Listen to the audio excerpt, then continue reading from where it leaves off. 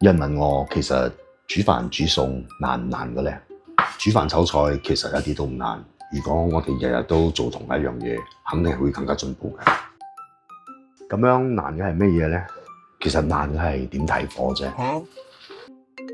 爸爸電話。因為人一忙會轉身，你以為一陣啫，好彩嘅最多係全家一齊食燶咗嘅肉，煲乾咗湯。但係如果真係唔記得熄火咧，有啲嘢真係唔使試。呢個自動熄火器就可以幫到好似我咁大頭蝦嘅人。呢個 E+ Auto Off 其實我本身用咗2年。男人廚房正式攞咗Malaysia嘅獨家代理。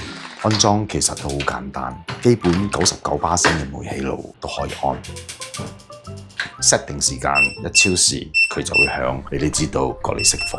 如果你真係忙到唔記得熄火，佢就會自動幫你熄。煮得好食係興趣，煮得安心係責任。有啲嘢你未必買俾你自己，但你要買俾你關心嘅人。